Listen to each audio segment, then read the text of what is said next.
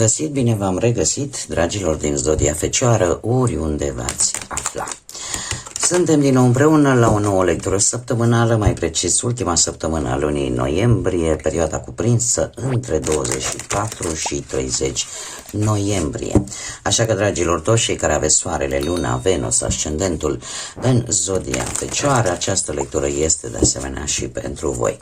Ca de fiecare dată, nu uitați, este totuși o lectură generală, așa că vă rog să luați decât acele mesaje care vor rezona cu voi, iar restul lăsați-le să zboare în univers, pentru că sigur sunt pentru alte energii care într-o mai mică sau mai mare măsură au o legătură cu Zodia Fecioară. Și haideți să începem această lectură cu energia voastră, să vedem care este energia, dragilor mei, din Fecioară în săptămâna 24-30 noiembrie. Prințesa Melcului. Haideți să vedem, avem numărul 41 sau 5. Poate rezonează, vă spune ceva acest număr în această săptămână, dar se pare că sunteți într-o puternică creștere la nivel personal. Aș spune că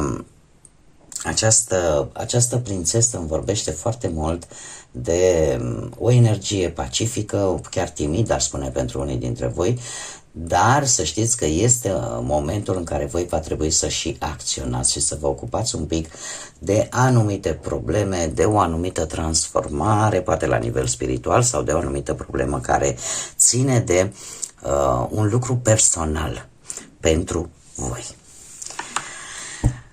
Asta înseamnă că nu o să vreți prea tare, nu o să vreți să evitați, adică veți evita de fapt să intrați în conflicte, totuși nu este chiar de dorit să renunțați la acțiune total. Haideți să vedem și ce ne spune tarotul, ce vine pentru dragii mei din Fecioară în perioada 24 până pe 30 noiembrie.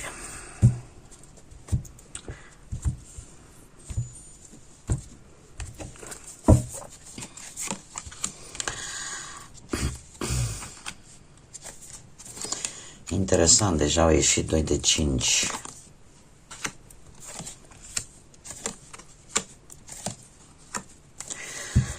Avem deja 2 de 3 chiar. 3 de 5. Dragilor, apariția și repetiția cifrei 5 îmi vorbește în primul rând de Mercur, care face referire la comunicare, la curiozitate, la rapiditate, da? Dar, de asemenea, vorbește și de o energie feminină. Chiar dacă sunteți domni, știm cu toții, fiecare avem, și din punct de vedere genetic avem, da? Atât feminin cât și masculin în componența noastră genetică, cu atât mai mult pe parte energetică, pe parte a energiei, avem atât energie feminină cât și energie masculină. Deci, pentru doamne, energia feminină va fi mult mai accentuată în această perioadă, cum de asemenea chiar și pentru domni, această energie feminină va fi un pic mai prezentă în acțiunile, în comunicarea voastră.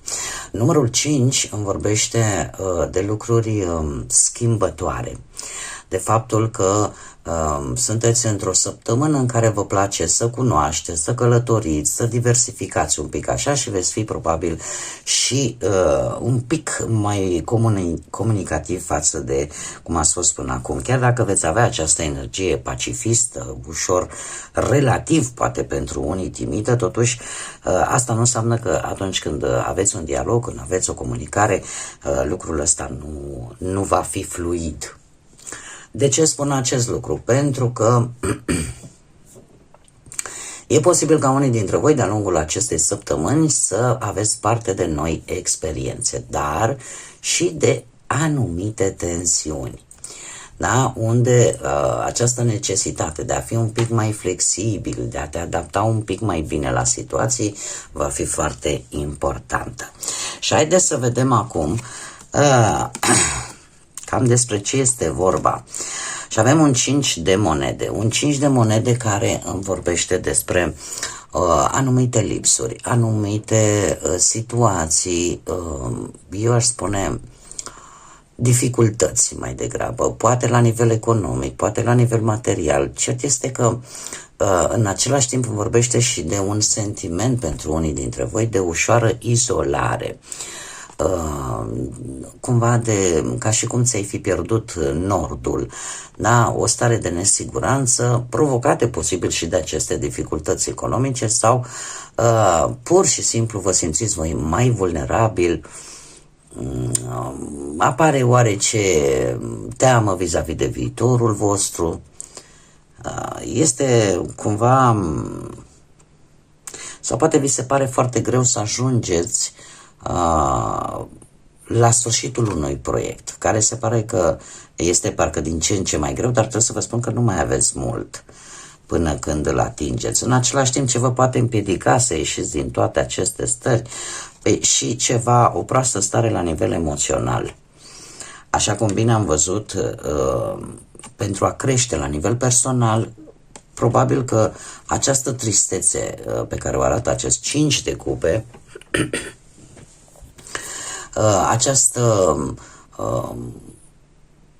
e un duel emoțional aici, e ceva care pe voi vă blochează și implicit, parcă vă blochează și finanțele, parcă vă blochează și partea asta materială. E o stare de spirit. Poate că ați pierdut pe cineva de curând și lucrul ăsta, eu acum extrapolez și merg un pic mai departe, vorbind de partea asta,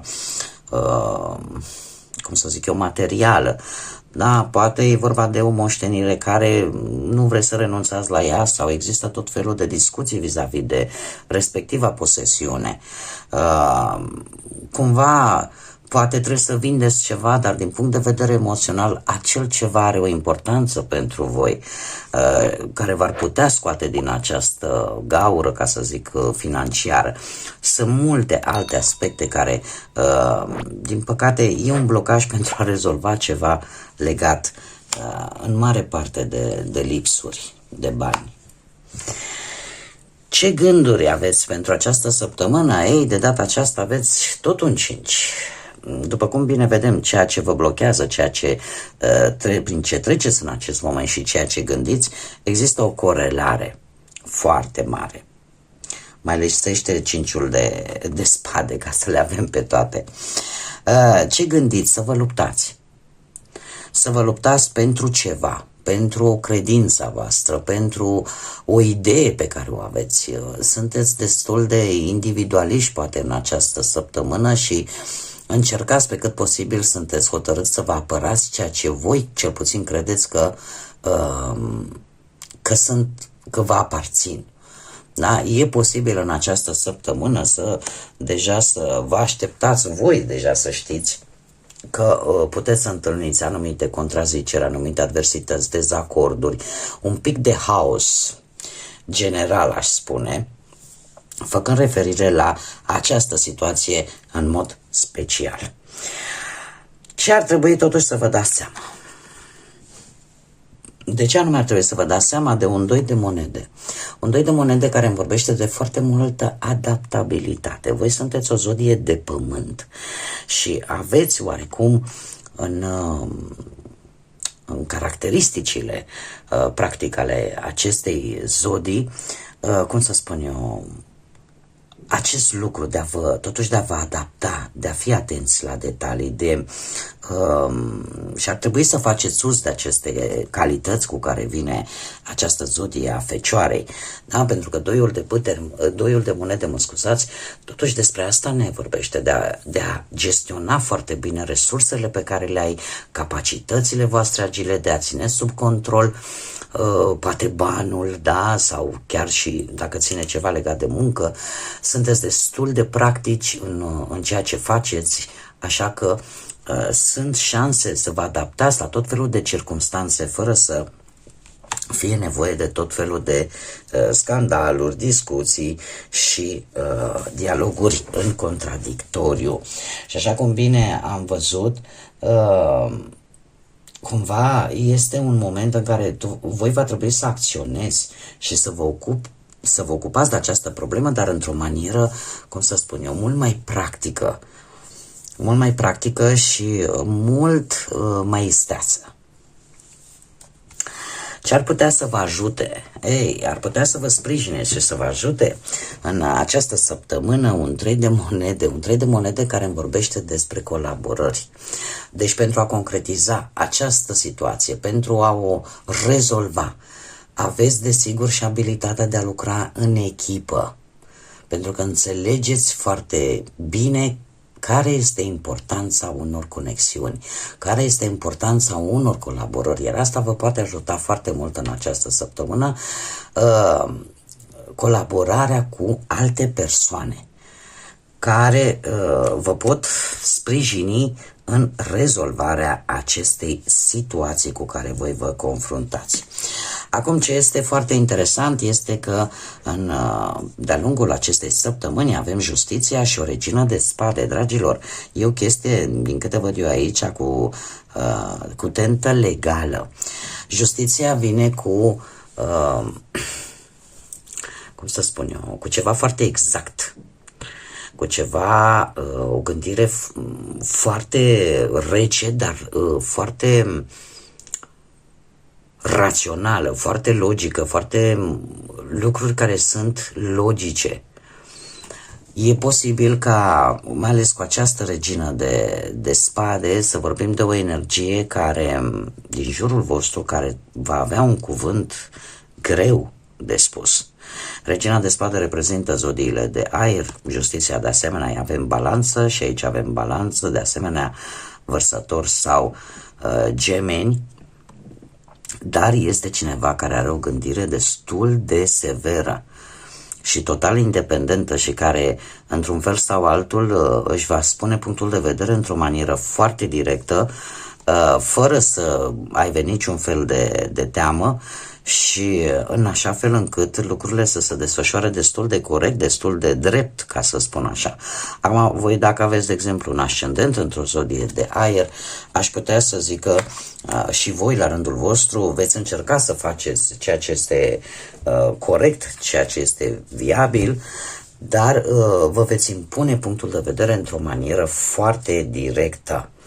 Foarte directă și eu aș mai spune că ideile voastre vor fi unele foarte sigure și nu știu cât de tare veți negocia.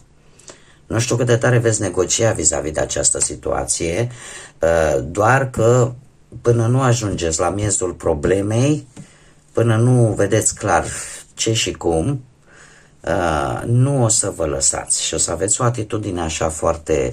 Dacă începeți cu această energie săptămâna, o veți termina cu această energie foarte hotărâtă.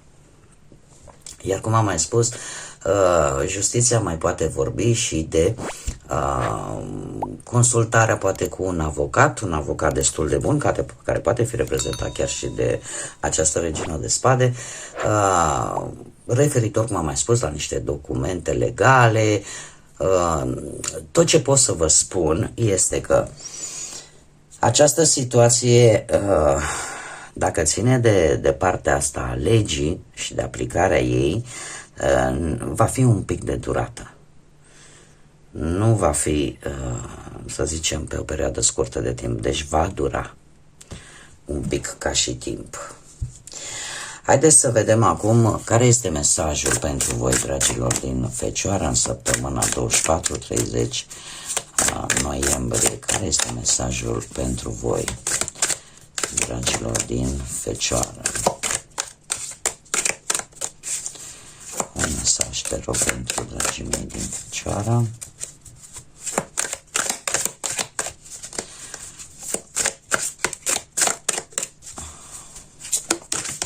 Opa, avem un mesaj și ia să vedem. Adu-ți aminte cine ești. Ai praf de stele în oasele tale, iar strămoși, înțelepciunea strămoșilor tăi în sângele tău, așa că întreg universul, iar un întreg univers în sufletul tău. Ce frumos! Cunoaște-te pe tine și nimic nu te va putea doborî. Probabil că mulți dintre voi aveți în exemple vii, în strămoșii voștri, bunici, probabil părinți, care au avut o atitudine de învingători, indiferent prin ce au trecut, au avut această atitudine de învingători. Iar această carte, de fapt, încearcă să îți readucă aminte, de fapt, de unde te tragi. Și faptul că trebuie să îți reamintești valoarea pe care tu o ai și ceea ce tu cu adevărat poți să faci. Bun, dragii mei, cam atât am avut pentru voi, pentru această ultimă săptămână din noiembrie. Eu vă mulțumesc pentru atenție, mulțumesc tuturor pentru like-uri, distribuiri, comentarii, faptului că vă abonați, le urez bun venit noilor abonați, iar celor care încă nu ați făcut-o, încă nu v-ați abonat, dacă ați rezonat, dacă v-a plăcut, dacă mai doriți să vedeți acel gen de lecturi și felul cum eu le interpretez, nu ezitați, abonați-vă, este gratuit și desigur pentru toată lumea. Nu uitați de clopoțel, dragilor, activați-l pentru că el vă va anunța atunci când eu fac publicații noi. În ceea ce vă privește pe voi, dragilor, o săptămână, din partea mea, o săptămână minunată, o săptămână înțeleaptă, o săptămână cu multă energie, în așa fel încât să vă puteți rezolva problemele cât mai bine și cât mai cu folos. Până data viitoare, când ne vom revedea la lecturile pentru decembrie, lecturile generale pentru luna decembrie, eu vă doresc tot binele din lume, să aveți parte de multă energie pozitivă și, desigur, să fiți iubiți, dragilor.